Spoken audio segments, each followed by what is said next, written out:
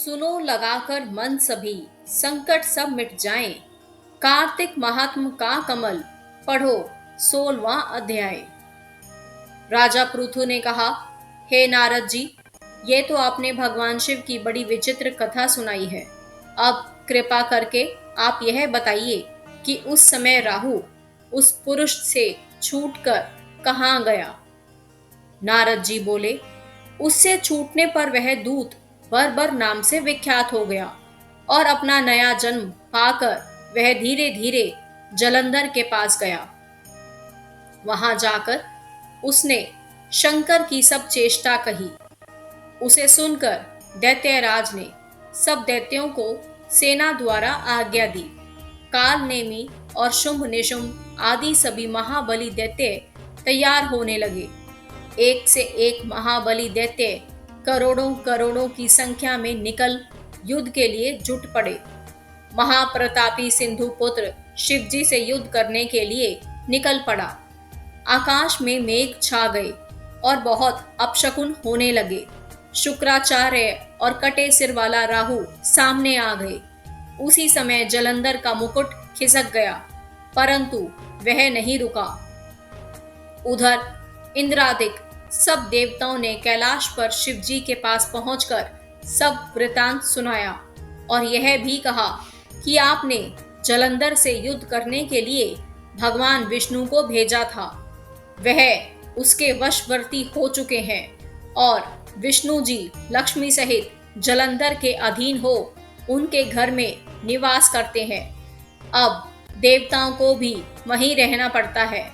अब वह बलि सागर पुत्र आपसे युद्ध करने आ रहा है, अतएव आप उसे मारकर हम सब की रक्षा कीजिए। यह सुनकर शंकर जी ने विष्णु जी को बुलाकर पूछा, हे ऋषिकेश, युद्ध में आपने जलंधर का संहार क्यों नहीं किया और वैकुंठ छोड़कर आप उसके घर में कैसे चले गए।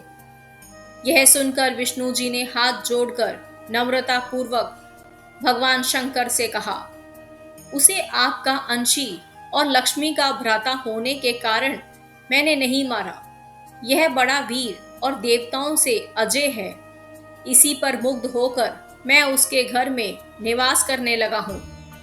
विष्णु जी के इन वचनों को सुनकर शंकर जी हंस पड़े। उन्होंने कहा, हे विष्णु, आप ये क्या कहते हैं? मैं उस दैत्य जलंधर को अवश्य मारूंगा। अब आप सभी देवता जलंधर को मेरे द्वारा ही मारा गया जान अपने स्थान को जाइए।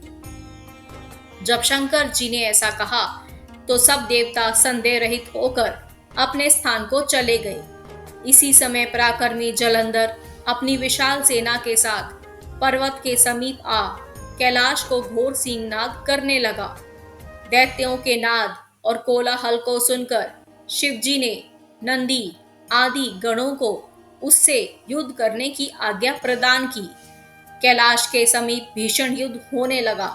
दैत्य अनेकों प्रकार के अस्त्र शस्त्र बरसाने लगे।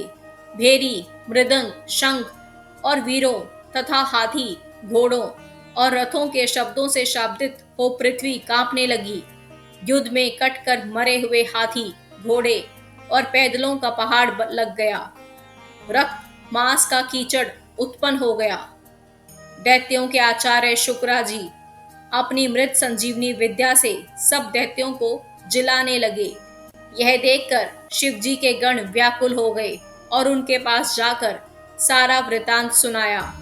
उसे सुनकर भगवान रुद्र के क्रोध की सीमा न रही। दैत्यों के आचार्य शुक्रा जी अपने मृत संजीवनी विद्या से सब दैत्यों को जिलाने लगे।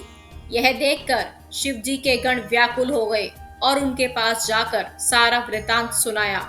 उसे सुनकर भगवान रुद्र के क्रोध की सीमा न रही। फिर तो उस समय उनके मुख से एक बड़ी भयंकर कृत्या उत्पन्न हुई, जिसकी दोनों जंघाएं ताल वृक्ष के समान थी। वह युद्ध भूमि में जा असुरों का चूर्ण करने लग गई और फिर वह शुक्राचार्य के समीप पहुंची और शीघ्र ही अपनी योनि में गुप्त कर लिया। फिर स्वयं भी अंतर्ध्यान हो गई। शुक्राचार्य के गुप्त हो जाने से दैत्यों का मुख मलिन पड़ गया और वे युद्ध भूमि को छोड़ भागे। इस पर शुंभ, निशुंभ और कालनेमी आदि सेनापतियों ने अपने भागते हुए वीरों को रोका। शिवजी के नंदी आदि गणों ने भी, जिसमें गणेश और स्वामी कार्तिकेय जी भी थे, दैत्यों से भीषण युद्ध करना आरंभ कर दिया। अगर आप इस चैनल पर नए हैं तो प्लीज लाइक, शेयर, कमेंट करें और सब्सक्राइब करें।